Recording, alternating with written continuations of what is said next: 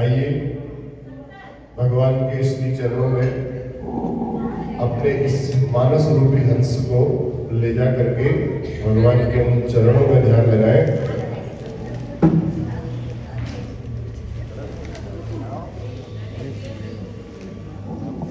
चलिए बैठ जाओ, चल बैठ जाओ, प्लीज बैठ जाओ। बाहर जाके बात किया करो। सभी अपने अपने स्थान पर बैठ जाएं। तो पंडित जी भजन का नाम ले, आराम से सुनो। डमरू वाले बाबा तुमको आना होगा, डम डम डमरू बजाना होगा। डमरू वाले बाबा तुमको आना होगा, डम डम डमरू बजाना होगा।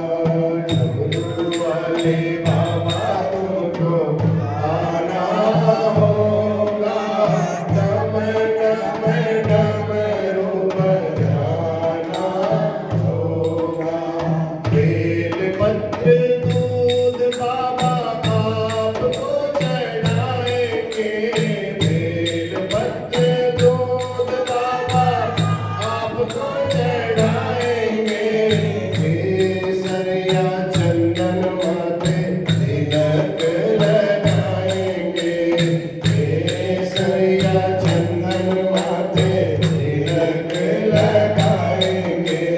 भक्तों को दर्श दिखाना होगा, डम डम डमरू बजाना होगा। डमरू वाले बाबा तुमको आना होगा, डम डम डमरू बजाना होगा। डम डम डमरू बजाना होगा। आपको निराले बाबा रूप भी निराला, आपको निराले, आपको निराले बाबा रूप भी निराला।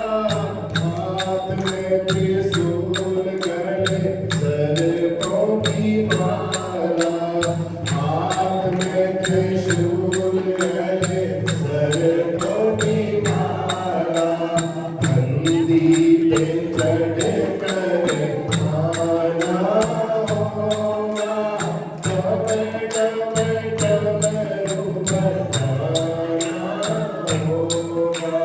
डमरू वाले बाबा तुमको आना होगा, डम डम डमरू बजाना होगा।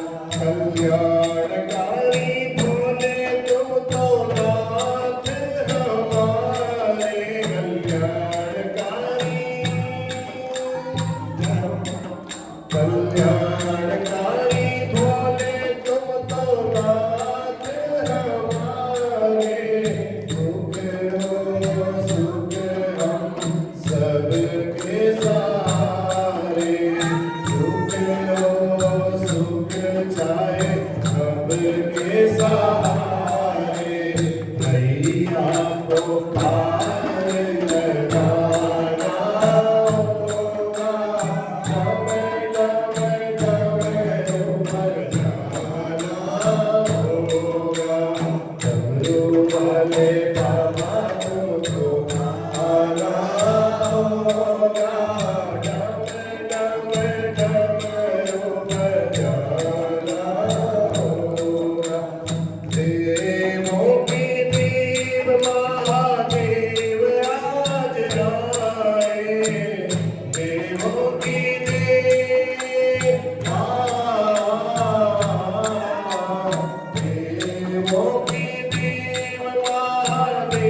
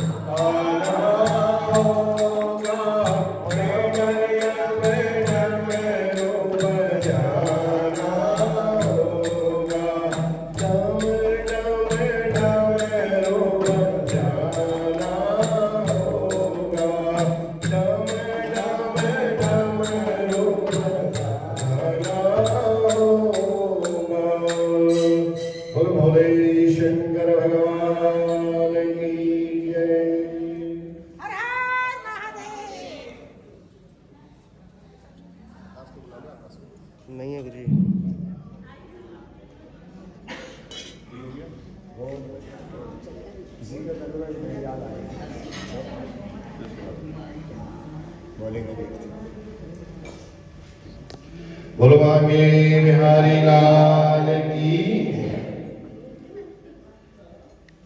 यम प्रव्रजन्तमनुपेतमपेतकृत्यं द्वैपायनो विरह कातरया जुहाव पुत्रेति तन्मयतया स्तरो विनेदुं स्तं सर्वभूतहृदयं मुनिमानतोऽस्मि। सच्चिदानन्दरूपाय विश्वोत्पत्त्यादिहेतवे तापत्रयविनाशाय श्रीकृष्णाय वयं नमः। श्रीकृष्णाय वयं नमः। बोलो बांके बिहारी लाल की जय।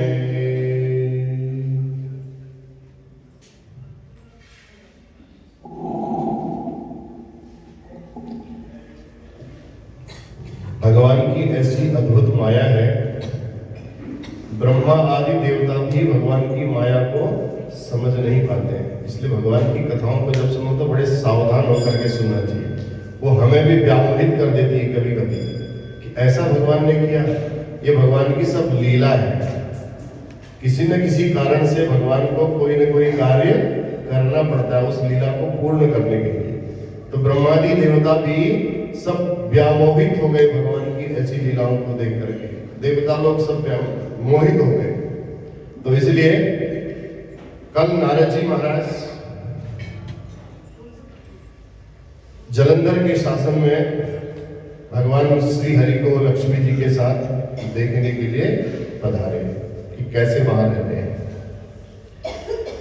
राजा पृथु को नारद जी बताते हैं। राजा पृथु को कहते हैं, हे राजन, जब मैं जलंधर के राज्य में गया, समाम संपूज्य विधिवत दानवेंद्रो अति भक्तिता, बड़े विधिवत उसने मेरी पूजा की, बड़ी श्रद्धा से। आइए आइए महाराज, आइए आइए, आप आए, बड़ा अच्छा लगा महाराज। हंसते हुए कहने लगा, आप कहां से आ रहे हैं महाराज? आज आपने क्या देख लिया मेरे राज्य में जो आप आ गए? आपने यहाँ आने का कष्ट क्यों किया? आप मुझे बुला लेते, मैं आपके पास आ जाता। ऐसे नारद जी का उसने बड़ा स्वागत किया जलंधर में। कहा, नारद जी कहते हैं, देखो जलंधर, मैं आपके पास आया हूं, मेरा आने का एक ही कारण है। मैं कैलाश पर्वत पर गया था। मैंने कैलाश पर्वत पर भगवान शंकर को मां पार्वती के साथ जब देखा ना, तो देख करके मुझे तेरी याद आ गई। कहा, भोले बाबा नंग धड़ंग सर्वों की माला पहने हुए, भस्म लगाए हुए और इतनी सुंदर पार्वती को अपने साथ रखे हुए थे, और तुम्हारा इतना दिव्य शासन, इतना बड़ा तुम्हारा राज्य, और तुम इतने अच्छे, तो तुम्हारे पास स्त्री रत्न नहीं है, और वहां भोले बाबा के पास इतना सुंदर स्त्री रत्न। यही देख करके मैं तुम्हें आपके पास आया हूं। तो कैलाश पर्वत कल्प वृक्षों से घिरा हुआ है, कामधेनु नदियों से दीप्तिमान है, अयुत योजन विस्तार वाला है। लेकिन मुझे बड़ा आश्चर्य हुआ कि त्रैलोक्य में ऐसा कहीं भी अन्यत्र उपलब्ध नहीं है। इसी बीच मुझे तुम्हारी याद आ गई कि तुम्हारा इतना बड़ा त्रैलोक्य है, तुम भी कोई कम नहीं। तो मैंने सोचा कि स्त्री रत्न से सुनी हो तो तुम्हें जाकर के मैं इस राज्य के बारे में बताऊं, भगवान कैलाश का कैसा स्वरूप है। भगवान के कैलाश के स्वरूप के बारे में बताने के लिए मैं आया हूं। इसलिए मेरी ये राय है, मैं ये सोचता हूं कि तीनों लोगों के भगवान शिव तो सबसे अधिक ऐश्वर्यशाली है, उनके समान कोई ऐश्वर्यशाली है नहीं, लेकिन तुम भी उनसे कम नहीं। शिव जी वीतराग हैं, कामदेव के शत्रु हैं, अपनी लीला से संपूर्ण ब्रह्मांड को केस पास में ही बांधे रहते हैं। जब चाहे एक जटा खोल दी तो दूसरी माया शुरू हो जाती है। तो जलंधर ने जब पार्वती के सौंदर्य की विशेषता सुनी तो काम विफल हो गया, मन उसका विचलित होने लगा। तो कहने लगा, जब मेरा इतना सुंदर शासन है तो मेरे शासन में, अभी तो मेरा राज्य चल रहा है सब जगह, तो पार्वती भी मेरे शासन में ही होनी चाहिए। नारद जी ने जो काम करना था वो काम कर दिया। उसका दिमाग घुमाना था नारद जी ने, तो नारद जी अपनी लीला करके वहां से विदा हो गए। नारद जी कहने लगे दैत्यराज जलंधर से ऐसा जब उन्होंने सुनाया और कहा, राजा पृथु को कहते हैं मैं ऐसा सुना करके वहां से मैं चला आया। तब मेरे द्वारा जो पार्वती के सौंदर्य की प्रशंसा की गई थी तो जलंधर का मन बड़ा चंचल हुआ। उसने तुरंत अपना दूत बुलाया राहु को। राहु को कहा तुम जाकर के मेरा संदेश कैलाश पे जाओ और भगवान भोलेनाथ को मेरा संदेश देकर के आओ। अब राहु जब गया तो राहु जब चाहता है तो अंधेरा छा जाता है, राहु का स्वरूप। तो राहु जैसे ही कैलाश पर्वत पर गया एकदम अंधेरा छा जाने लगा। नंदी वहीं पर बैठे थे दरवाजे पर ही। नंदी ने रोक लिया राहु को। नंदी ने राहु को रोका। भगवान शिव ने देखा कि राहु बड़े वेग से आ रहा है और नंदी ने तुरंत रोका, तो भगवान ने आंख से ही इशारा किया कोई बात नहीं, इसको आने दो अंदर। तो भगवान भोलेनाथ की उस आज्ञा को सुनकर के नंदी ने अंदर जैसे ही प्रवेश करने दिया, राहु जैसे ही अंदर पहुंचा तो अंदर पहुंच करके कहने लगा महाराज एक पत्र लेकर के आया हूं दैत्यराज जलंधर का, उस पत्र को मैं आपको सुनाना चाहता हूं। क्या है सुनाओ। कहा दैत्यराज जलंधर ने महाराज इसमें लिखा है कि आप तो शमशान वासी हैं, हड्डियों की माला को धारण करने वाले हैं, दिगंबर वेश आपने धारण किया है, फिर आपके पास ये पार्वती रत्न इतना सुंदर क्यों है? ये आपके लायक नहीं है। आप सदैव योग रत्न में रहते हैं, दिगंबर हैं, धूल लपेटे रहते हैं, जटा मुद्रा आदि आभूषणों को धारण करने वाले हैं, ऐसी सुंदरी इस पत्नी आपकी योग्य नहीं है। महाराज मैं हूं रत्नों का स्वामी, मेरे पास सब कुछ है, सब ऐश्वर्य है, ये स्त्री रत्न भी मेरे ही समान है। ऐसा कहने पर अंत में उसने लिखा कि ये ऐसे स्त्री रत्न आप जैसे भिखारियों के योग्य नहीं है। भगवान को तुरंत क्रोध आया। जैसे ही भगवान को क्रोध आया तुरंत भगवान शंकर के भ्रूमध्य से एक ज्वाला प्रकट हुई और उस एक प्रभावशाली बड़ा भयंकर एक पुरुष सामने तुरंत उत्पन्न हो गया। उसका मुंह इतना खतरनाक सिंह के समान, शेर के समान, वो जाकर के राहु को मारने के लिए दौड़ा। अब राहु भागा।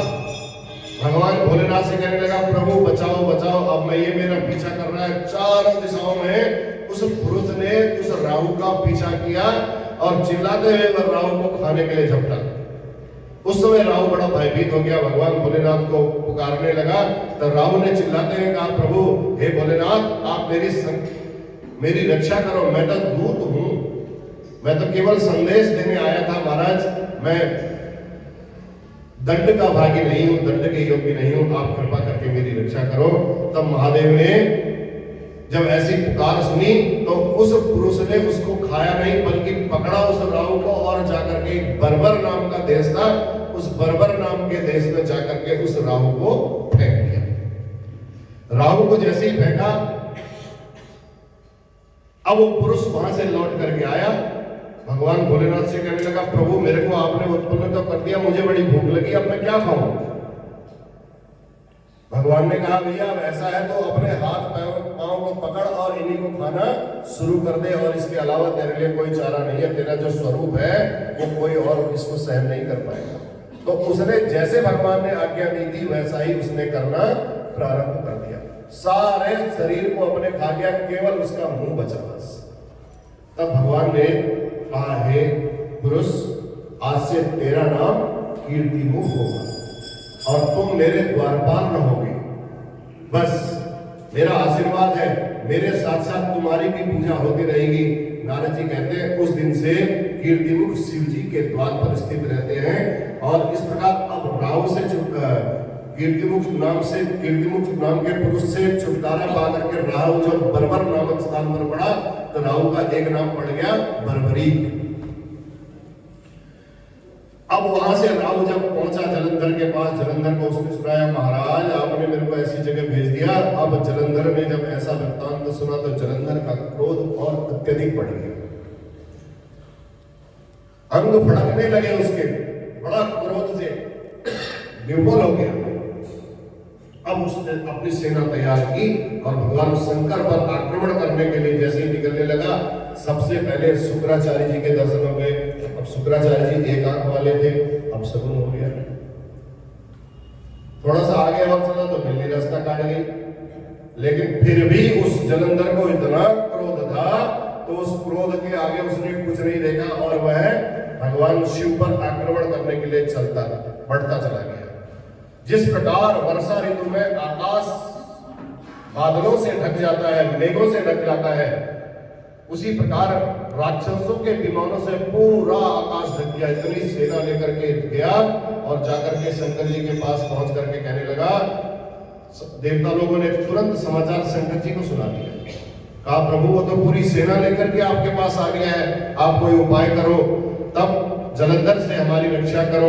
तब नारद जी कहते हैं देवताओं के वचन सुन करके भगवान विष्णु को बड़ी हंसी आई, शंकर जी को बड़ी हंसी आई। शंकर जी हंसते हुए भगवान विष्णु की सभा में गए और कहने लगे, शिव जी ने कहा हे प्रभु, भगवान विष्णु से कहने लगे आपने जलंधर के साथ युद्ध किया, उसी समय आप जलंधर को मार देते तो बड़ा अच्छा होता। इतना सारा ये फिर प्रभाव हमको करने की आवश्यकता नहीं होती, आपने उसे मारा क्यों नहीं? वैकुंठ में छोड़ करके आप क्यों चले आए उसे? तब भगवान विष्णु ने कहा, भोलेनाथ से कहते हैं ये तो आपके अंश से उत्पन्न हुआ है, भाई मैं कैसे मार सकता हूं, मेरी धर्मपत्नी जी का भाई है, बताओ। और इसको ऊपर से ब्रह्मा जी का आशीर्वाद है कि आपके ही द्वारा ये मरेगा, तो मैं उस आशीर्वाद को टाल भी कैसे सकता हूं? इसलिए महाराज मैं उसको वहीं का वहीं छोड़ करके आया। इसलिए तब भगवान शंकर जी ने कहा अब आप किसी देवता, कोई भी आप सब लोग ऐसा करो, सब लोग अपने अपने तेज से मुझे आशीर्वाद दो, अपना अपना तेज दो और एक नए शस्त्र की हम रचना करते हैं, उस शस्त्र से हम अपने तेज से इसको मारेंगे।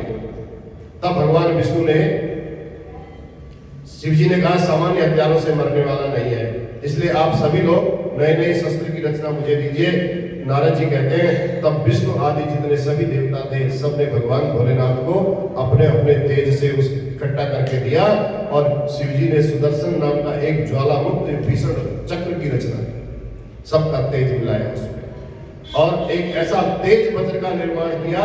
उसी समय कैलाश के समीपवर्ती क्षेत्र में जब देवताओं के साथ ऐसी मीटिंग हो रही थी तो जलंधर आ पहुंचा तुरंत अपनी सेना के साथ।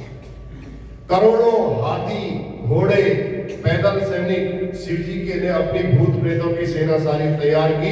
इंद्रादि देवता भी जलंधर की सहायता करने के स्थान पर सब वहां पहुंच गए। शिव जी की आज्ञा पाकर के नंदी भृंगी रिटिश तुंगी जितने थे सब शिव जी के गण भी तैयार हो गए। अब आपस में युद्ध होने लगा। जब पृथ्वी पर कैलाश पर्वत की घाटी पर घोर युद्ध प्रारंभ हो गया, देवताओं और दैत्यों में अस्त्र और शस्त्रों की वर्षा होने लगी। भेरी मृदंग शंख योद्धाओं के हुंकार हाथी घोड़ों की चिंगाड़ उन सब से पृथ्वी कांपने लगी। इतना घोर भयानक युद्ध प्रारंभ हो गया। पृथ्वी रक्त मांस से ऐसे भर गई जैसे कीचड़ से भर गई, चलना भी असंभव हो गया। देवताओं द्वारा मारे गए दैत्यों को शुक्राचार्य जी संजीवनी विद्या से बार बार जीवित कर दे रहे थे। शुक्राचार्य जी के पास संजीवनी विद्या थी। तो देवताओं ने सब गणों ने भयभीत होकर के शुक्राचार्य जी के जितने सारे कारनामे थे, प्रयत्न थे, उपाय थे, सब भगवान को कहा बताया। शिव जी के पास गए, शिव जी से कहा महाराज शुक्राचार्य जी तो बार बार दैत्यों को जीवित करते रहे, ऐसे तो हम हार जाएंगे महाराज, क्या होगा? तब शिव जी ने तुरंत एक डरावनी बड़ी भयंकर ताड़ वृक्ष के समान जांघों वाली ऐसी एक कृत्या राक्षसी को प्रकट किया। वह कृत्या वह राक्षसी ऐसी थी, सब राक्षसों को खाती हुई शुक्राचार्य जी को भी पकड़ा उसने छुपा करके, शुक्राचार्य जी को भी लेकर के भाग गई। तब शिवगणों को पता चल गया कि अब शुक्राचार्य जी नहीं है, अब दैत्यों का संहार कर दो। तब गणों ने, शिव जी के गणों ने सब दैत्यों को मारना शुरू किया। शिव गणों की सेना को रोक करके जलंधर के जितने सैनिक थे, कोई किसी को रोक रहा है, कोई किसी को रोक रहा है, तो सभी दिशाओं में आकाश अपने बाणों से इस प्रकार ढकती है जैसे टिड्डी दल आकाश को ढक देता है। उसी समय शिव गणों की सेना भय से कांपने लगी। बसंत ऋतु के फूलों की भांति गणों के शरीर कटने लगे। दैत्यों के पहले तीरों से सब काटे गए। तो शुंभ, निशुंभ, कालनेमी, ये सब जालंधर के बड़े बड़े बलवान योद्धा थे। इन बलवान योद्धाओं ने कार्तिकेय, गणेश जी और नंदी, इन सबको हराना प्रारंभ शुरू कर दिया। बड़े दुखी हो गए सब लोग। कूष्मांडा, भैरव, बेताल, योगिनियां, पिशाच, डाकिनियां, ये सब गण सभी फिर दौड़ने लगे। फिर आपस में फिर युद्ध होने लगा। नंदी ने अपने फिर मूर्छा जागृत हुई तो अपने 7 बाण चलाए और उन घोड़ों के साथ जो शुंभ के घोड़े जो उनको सारथियों को मार करके गिरा दिया। उसी समय फटी हुई छाती से मरे हुए सारथी तथा नष्ट घोड़े वाले कालनेमी को भी गिरा दिया। कालनेमी क्रुद्ध होकर के हाथ में सूल लेकर के रथ को छोड़ करके तुरंत फिर चढ़ पड़ा नंदी पर प्रहार कर दिया। तो इस प्रकार शुंभ और गणेश जी ने अपने रथ और मूषक पर वाहन होकर के आरूढ़ होकर के आपस में एक दूसरे से युद्ध करने लगे। युद्ध करते करते जब वीरभद्र को पृथ्वी पर गिरा हुआ देखा तो शिव जी के गण बड़े चिल्ला गए। वीरभद्र बड़ा बलवान था। वीरभद्र को जैसे ही गिरा हुआ देखा तो शिव जी के गण बड़े भयभीत हुए, उस स्थान से भागने लगे, सब पलायन करने लगे। भागते हुए को देख करके शिव जी बड़े क्रोधित हुए। शिव जी को अच्छा नहीं लगा। तब उन्होंने जोर से आवाज लगाई। शिव जी ने अपने बैल पर आरूढ़ होकर के हंसती हुई मुद्रा लिए हुए युद्ध क्षेत्र में भोलेनाथ आए और रुद्रदेव युद्ध क्षेत्र में उपस्थित देख करके गण सब सिंहनाद करते हुए वापस लौट आए। जब दैत्यों ने युद्ध क्षेत्र में भीषण रुद्रदेव को उपस्थित देखा तो उसी प्रकार भागे सारे दैत्य भगवान भोलेनाथ के उस स्वरूप को देख करके। जैसे कार्तिक मास में आप लोग व्रत रखते हो ना, व्रत रखने से, कथा सुनने से, भगवान विष्णु के आगे दीपक जलाने से जैसे पाप भाग जाते हैं, ऐसे ही भगवान भोलेनाथ को देखते ही सारे राक्षस भाग गए। निशुंभ, शुंभ और कालनेमी आदि सभी राक्षसों के साथ खड्गरोमा प्रचंड बाण वर्षा होने लगी। ऐसा देख करके शिव जी को देख करके सभी जब भयभीत हो गए, भाग गए, तब जालंधर को बड़ा क्रोध आया। जालंधर ने कहा मेरी सेना भगवान भोलेनाथ को देख करके तुरंत भाग गई, ऐसा कैसे हो सकता है। शीघ्रता पूर्वक शिव जी के पास गया और युद्ध क्षेत्र में इंद्र आदि को उपस्थित देख करके अपने तीखे बाणों से, तीव्र बाणों से बड़े इंद्र के 4 बाणों को, 4 घोड़ों को घायल करता हुआ उसके इंद्र के सारथी को भी गिरा दिया जालंधर ने। तब शिव जी ने भी अपने 7 बाण जालंधर पर प्रहार किया। आपस में बहुत युद्ध हुआ। युद्ध करते करते शिव जी को जब जालंधर ने युद्ध के लिए ललकारा, कहा महाराज आप सीधा मेरे साथ प्रहार करो। तब नारद जी कहते हैं जालंधर ने जब शिव जी के ऊपर 70 बाण छोड़े तो भगवान शिव ने एक ही बाण से उसके 70 बाणों को काट दिया।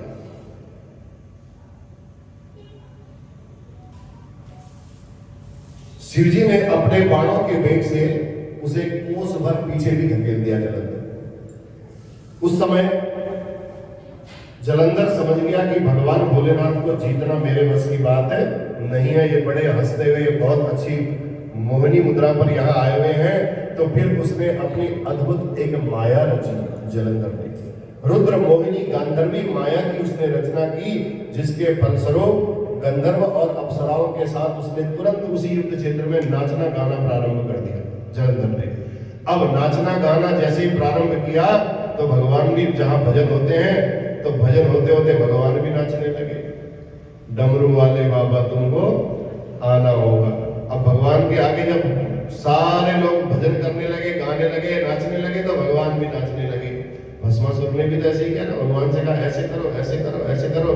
भगवान ने भस्मासुर का वध करना था, भगवान ने वहां भी नृत्य करके दिखा दिया। तो भगवान नृत्य और गीत से बड़े जल्दी प्रसन्न होते हैं। यही बात जालंधर ने समझ ली।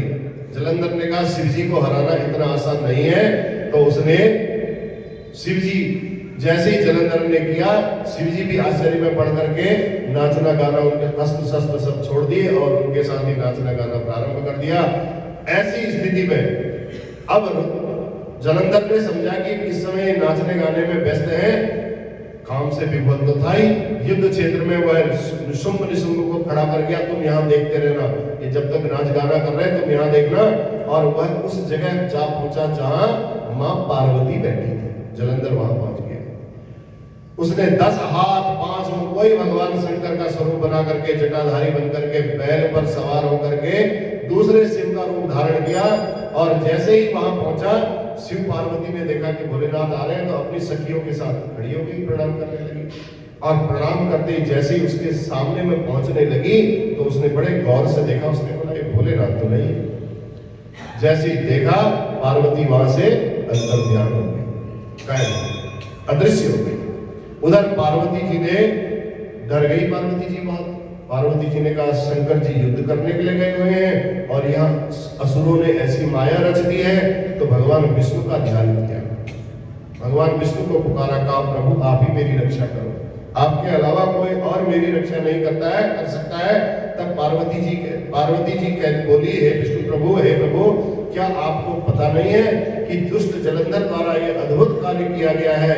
ये दुर्मति क्या चाहता है, मेरे पास क्यों आया?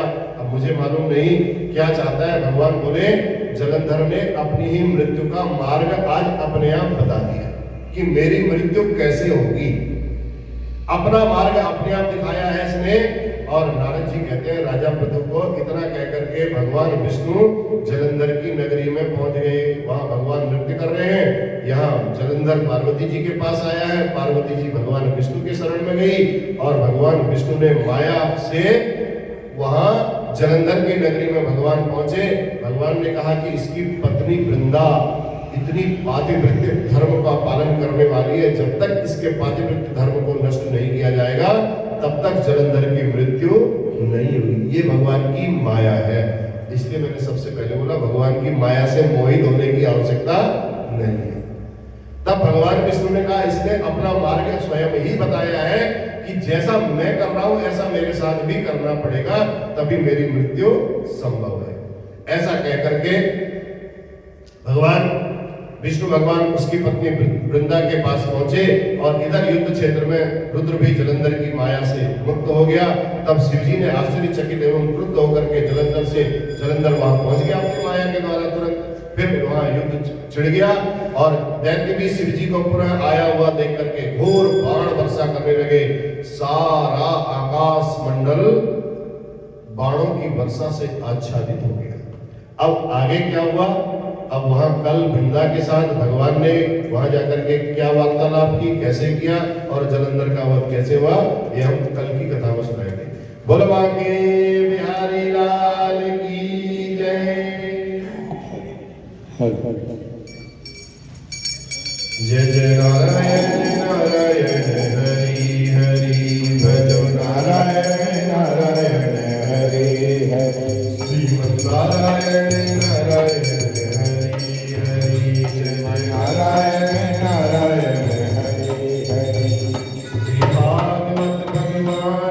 Hare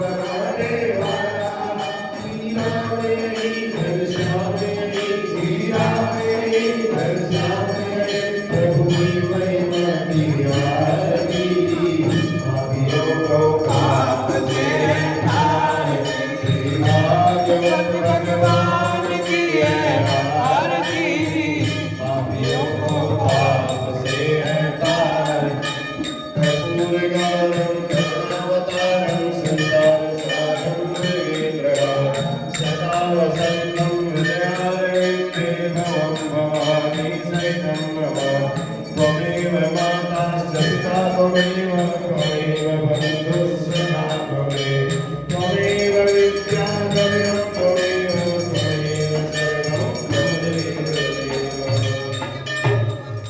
बोल गणपति भगवान की उमा महेश्वर भगवान की अर्धनारीश्वर भगवान की जगत जननी जगदम्बे माता की लक्ष्मी नारायण भगवान की राजा रामचंद्र महाराज की बांके बिहारी लाल की पवन सुत हनुमान की सत्य सनातन धर्म की